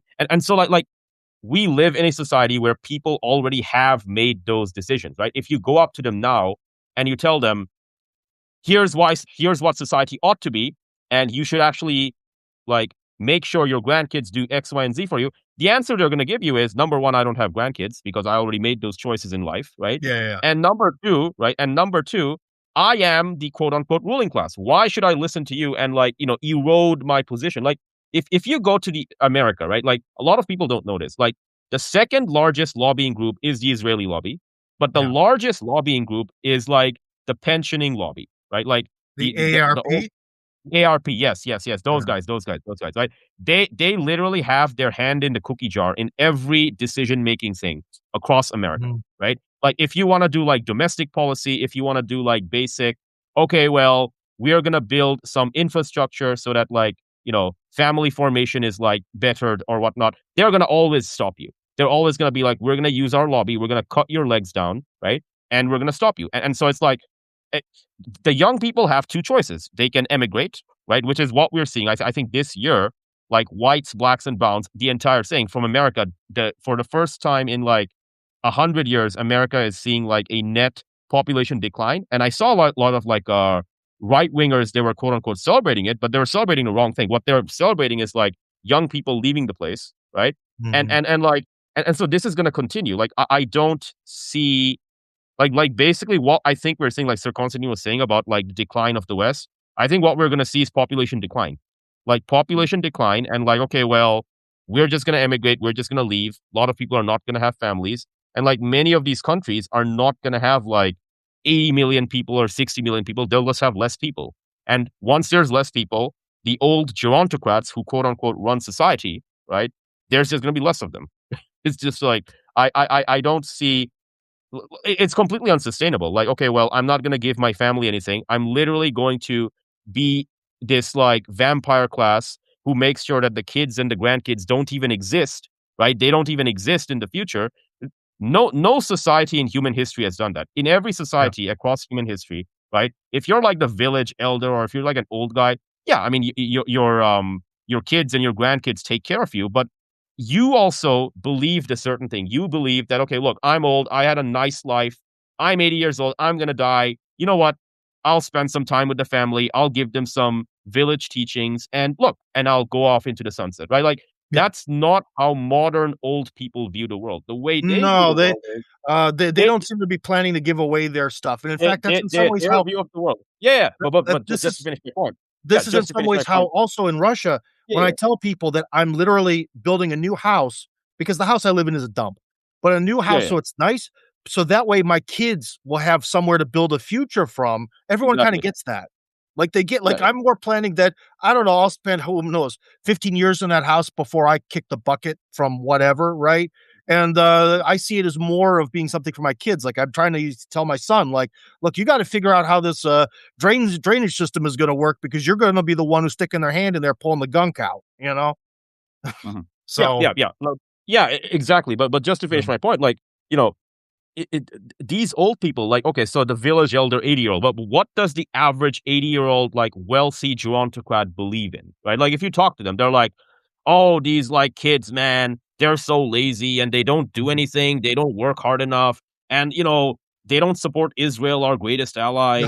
And why should I, no, I'm serious. This is how they behave. This is how they behave. And then they're oh, like, sorry, dark oh, humors. and I know, but like then they're like, okay, they don't do any of this stuff. I'm not gonna leave a penny for them, and it's like, all this money I have, I'm just gonna give it to charity. And like, if you look at that as a right winger, and then you're like 40-year-old or 30-year-old, and then you look at the 20-year-old, and then you tell them, you know what you should do, man? You should be an American nationalist, and Mm, you should pay taxes and work and like break your back for that 80-year-old who just ranted for 5 minutes on how useless you are. Yeah, I'm mhm. sorry, man, but this is completely unsustainable, right? I don't think people talk a Well, lot well, about what you're like saying is it's again, it's yeah, a yeah, question of individualism exactly, yeah, doesn't yeah, work. It's not something it doesn't work, yeah, you can't base a exactly, society on individualism. It yeah, doesn't it doesn't work. work. It doesn't work. Yeah. No. This sales pitch, like the populists and the nationalists, like the sales pitch that they give people is you should care about Germany being German. And like you ask them, what do you mean by that? And then they talk about like ethnic homogeneity and all these other things. And then, they go on for about 5 or 10 minutes. But basically the point they're trying to make to you is that we should have a high standard of living. We should have like nice trains on time. The infrastructure needs to be nice, and the houses need to be okay. Fine, fair enough, man. You want like, in the 21st century, in the 2030s and 40s, you want Germany to have like 1950s, 1960s, maybe even a vibe from like earlier than that. Okay, cool. Mhm. How do you achieve that? Like practically, how do you achieve that? Right. And then some of them, they can't even answer the question. Others, they're just like, well, we got to get rid of the immigrants and do some of this other stuff. And if we like figure out the bureaucracy, and then you pause and then you stop them and they're like, okay, look, there's all these lobbying groups. What are you going to do about them? And then they're like, well, we can negotiate. We can do this, that. Okay, I get it, man. But like, there's gerontocrats. There's all these guys. They have all their interest groups. What are you going to do about them? Right. And then they have like, then they just make up stories. They're just like, well, they're going to listen when like the crisis gets bad enough, and then the people will awaken, and then the crisis will be resolved. I'm like, that's not how this works. Like, we have data from like 400 years ago. Well, like the Ottomans saw comets in the skies, and like in Ireland when there was famines, in like, like a lot of people don't know this, but like I think in Germany when they were having the 30 Years War, like the Palatinate, which was like one of these like duchies that started it off, right? I think they had like snow in August or something. Like there was like this big climate crisis that they had, Hmm. and they were having all these problems, and their people were having all these crises. People didn't band together in that year. Like they got more superstitious. They scapegoated people. Things got more violent, right? So like Mhm. the entire argument falls apart, right? Like they have an idea of kind of here's what my ideal society looks like. Then you push them. Then they have no like concrete policy proposals, and then you Yeah. push them more. And then the final response they give you is, well, a big crisis is going to happen. There's going to be a big awakening moment, and then things will gradually sort itself out. Which And I'm then we sorry, just man. go back a couple of thousand years, and apparently Plato was right that society needs to be ruled by philosopher kings or someone who knows what the hell they're talking about, what they're doing. Because the average person certainly frickin' doesn't. So there you go. Well, this sort of like brings me to another topic, like this Yeah, yeah, yeah, free speech fetish that Yeah. yeah, or the democracy. I would call it the global democracy and free speech fetish, because pretty much yeah, yeah, yeah, every single country in the world, including yeah, countries that are factually not democracies, call exactly. themselves democracies, right? I'm pretty sure Yeah, North Korea calls itself a democracy, The like the yeah. or China Democratic calls People's itself Republic. Yeah, yeah, like no country in the entire world dares to admit that it's not a democracy and be proud of it. And this is like some sort of sickness, in my opinion, because there's really nothing great about democracies or about the democratic system. I mean, even Russia is like really proud to be we are democratic. I mean, and you have RT, for example, like criticizing the West nonstop for the lack of free speech, which is absolutely correct, of course, because there is Yeah. no free speech in Western Europe. In the United States, more so. In Western Europe, it's completely dead. So they're quite Mhm. correct. But what Yeah, they yeah, yeah. leave out is that there's also no free speech in Russia, right? I mean, that's pretty clear. I mean, there's certain things. I mean, I'm not saying it's a bad thing, Well, there's but no it's free speech actually anywhere, true. but yeah. It's actually Yeah, true yeah, that yeah. there's no free speech in Russia. There's certainly things that you will get into legal trouble for if you say them in public in Russia.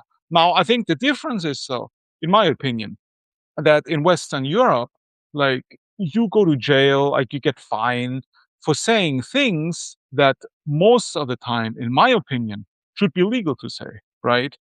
While in Russia, you go to jail or you get fined for saying things that, in my opinion, should be illegal to say, right? If you want to protect the spiritual health of the general populace, like you really need restrictions on speech as well. And I think the right, especially the right in the United States, or I would say the libertarians or the liberal right, including the AfD in Germany, they don't understand this. I mean, they think like, okay, free speech is very important. We need absolute free speech, like Elon Musk style, where basically anything goes. But isn't that precisely one of the factors that got the West to the degenerate state that it is in right now? It is this complete freedom of every fucking moron to Yeah. say every fucking thing they want to say. Like all this filth that they It's spew the in freedom that public is Satan absolutely offers. disgusting. Like, okay, now I read articles, and maybe you can tell me more about this, Tim. That, Yeah. let's say, the film industry in Russia, for example. I mean, I read a big article about this a couple of weeks ago. That they have certain restrictions I mean, from the government, like certain things cannot be promoted in Russian films, while other things are encouraged. Uh, Other things are Oh like, yeah. for example, patriotic values, the duties of the citizens. Like these are the things that should be in films and should be propagated. I mean, it was the same in the Soviet Union. It's all ideological. For me, it's perfectly natural.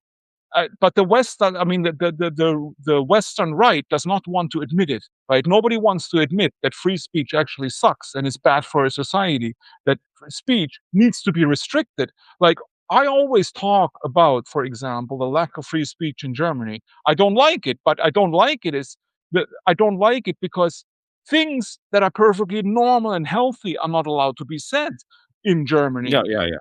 Mm. And I mean, to be honest, if I was in power, just purely hypothetically speaking, right? If I was in power, I mean, I would restrict speech left and right, obviously.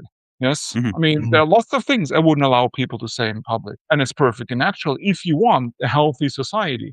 So, mhm. I mean, I think Russia in general is. I mean, Russia is a good example because I suppose Russia calls itself a sort of sovereign democracy. I mean, that is the important thing is sovereignty. And I think to defend your sovereignty, also on a cultural Mhm. level today, you have to stop, even through legal means, forcefully the spread of these toxic ideas.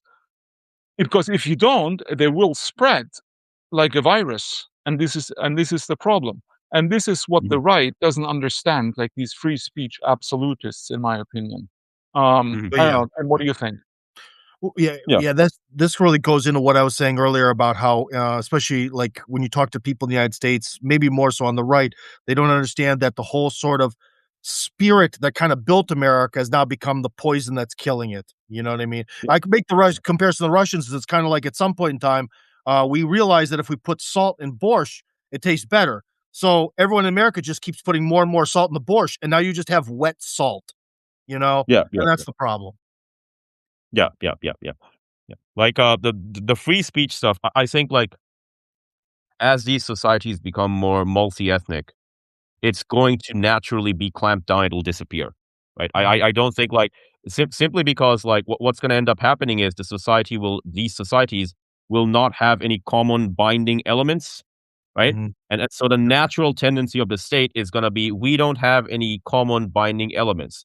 What do we do? Well, the way we can limit the damage is to just censor speech left, right, and center as much as possible, right? Like right now, they're focusing on the right, and like the left and these guys are cheering, but I think they're gonna focus on everyone, right?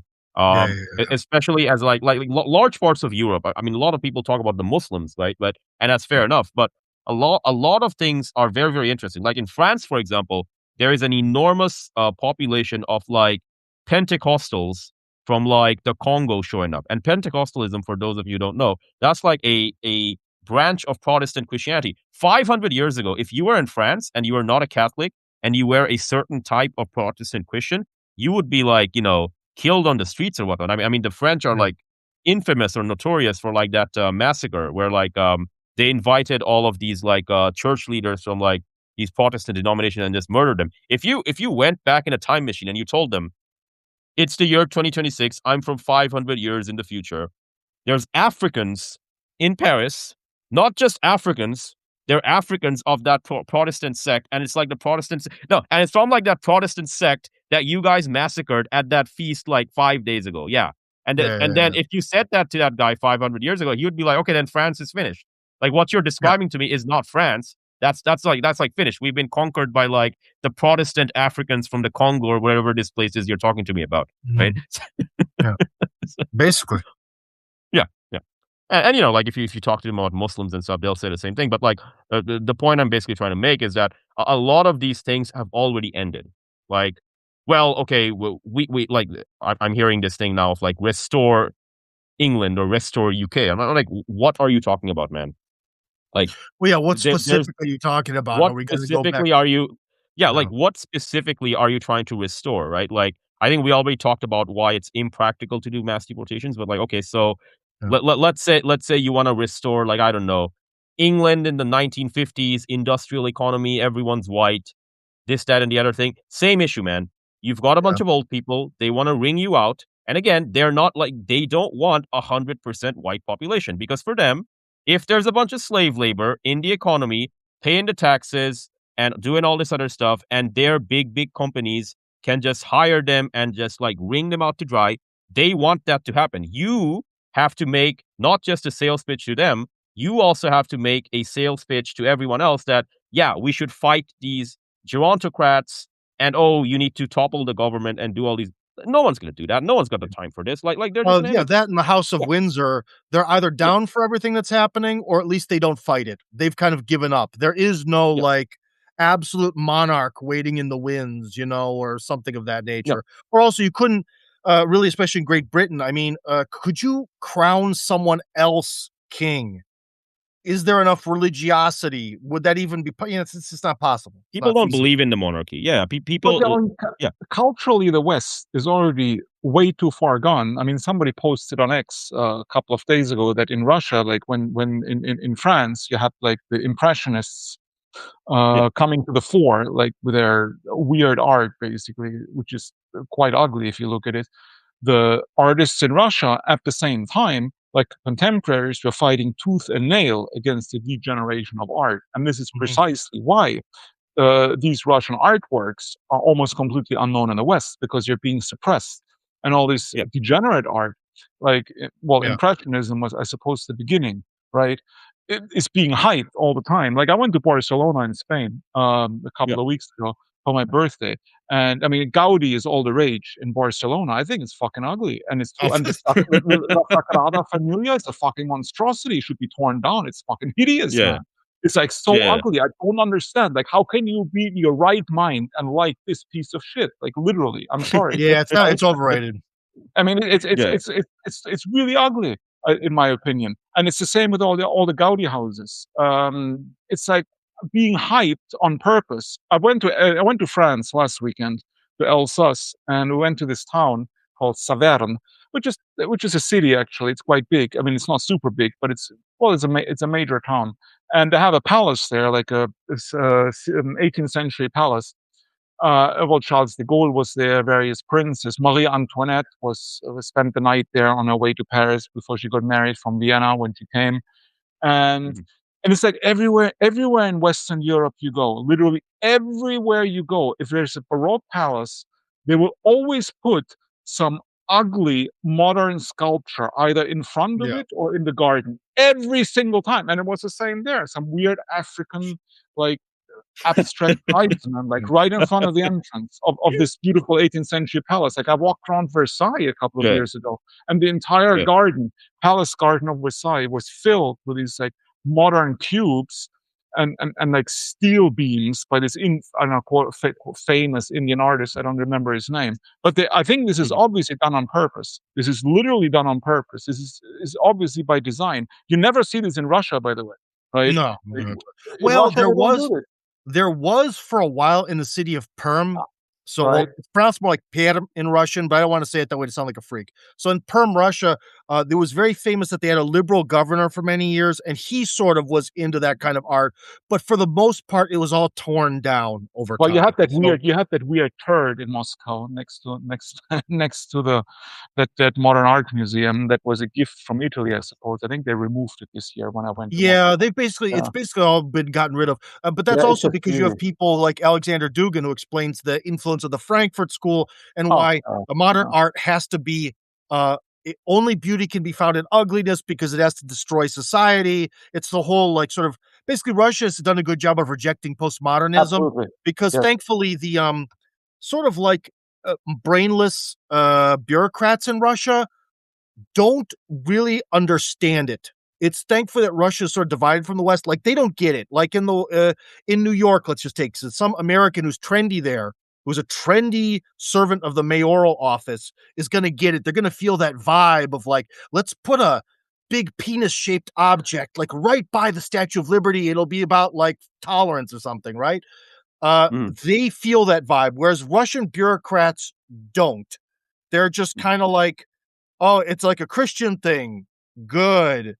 Oh, this is I don't understand this bad. Like, that's just kinda how they are. So, thankfully, there's at Yeah, least but it's that good though, right? mechanism. Like, I Yeah. really, every time I go to Moscow, and I go to Moscow like, I don't know, once or twice a year, I really marvel at the new sculptures and the monuments they keep putting up, because Yeah. every time I come, there's some new monument, and they're always realistic and classic in style. Like the World War One monument they put up in 2014, Yeah. 2018 in Moscow next to Victory Park. I mean, it's marvelous. It's absolutely beautiful. But Yeah, yeah. something like this would be, Oh, and also public outcry works in Russia. Like, if yeah, something goes up and it's hideous or it's offensive, if right. enough people complain, it does go away. So, Yeah, but my point is, like, that World War One monument, this like Russian soldier on the horse with a flag and the people all around it. The, it is very realistic, but it's also modern in style, in my yeah. opinion. But something like this wouldn't even be put up in the West ever. Unthinkable. In no Western country today would put up a sculpture like this or a monument like this. It's always Mhm. some weird, I don't know, some fat black lady with a mobile phone or something, like in Oh, an the abstract the style. ultimate one would be, the Prince Vladimir statue that's like 30 meters tall, made of Right. bronze. It's the guy, the prince who, Christianized Russia, basically. That would never happen in the West. Could you imagine some sort of gigantic statue, being, who I forget which saint Christianized which European country, but your default person who was responsible. That would never, ever be able to happen. Never. Mhm. Mhm. Well, they're militantly secular in the Yeah. West. While they're not, while Russia is a secular state, they're not militant about it. So they still respect their own religious heritage. You know, that's the difference. Mhm. Mhm. Well, anyways, gents, I actually have to be going. I gotta catch a, train to play American football tomorrow in a different city. So before Nice. I go, I'd just like to, plug my channel here on, Substack, Ultra Heavy. That's my book series. Book 1's out. Book 2 coming out next month, so, check it out. You can find Ultra Heavy Book 1, Age of Empire on, Amazon, hardback, softcover, and, digital. Awesome. Awesome. Thank you, good Sir Tim. Thank you for showing up. Thank you. Oh, I'd be happy to come back anytime. A lot of freedom of speech on this Absolutely. one. And I just like to Absolutely. mention, like, I actually published Tim's books. They're all published by Multipolar Nice. Press. Correct. I'm just editing the second volume, and I highly recommend it. It is a I would say almost like Warhammer 40,000 style Nice. traditionalist science fiction novel of a Russian empire 3,000 years in the future, colonizing outer Awesome. space and battling the Nice. filthy liberal demons. As Yeah, baby. All right. Talk to you gents later. Have a good All one. right, cheers. Have a All good right. time. Thank you. All Thank you. right, Thank you. Thank you. good. Yeah, I also got to run though because it's time for Fair me to enough. eat Fair enough. dinner. So Awesome. Awesome. Awesome. All right. Well, thank you, let's Sir do it Constantine. again soon. Absolutely, absolutely. No, this is great. This is great because Substack Live is very very easy to set up. You just wait for the invite to show up, and yeah, we can just go live. Maximum 3 people, but I think this has been an excellent excellent show. Thank you, Sir Constantine, for showing up. You got other stuff to do, and Oh, you're yeah, very thank welcome. you. This is a great Yeah, format. It was actually my first Substack Live. Thank you very much for nice. inviting me. I appreciate it. Thank So you. Thank let's you, do good it sir. again in a couple of days. Let's see. Awesome, awesome. I'm gonna have it up shortly, and if possible, please cross post it when it comes out. Will And do. yeah, I'll share it around as well on other platforms. Okay, thank you, good Thank you sir, very and much. I appreciate it. Have a good day. all right, Thank you. you as Bye. well.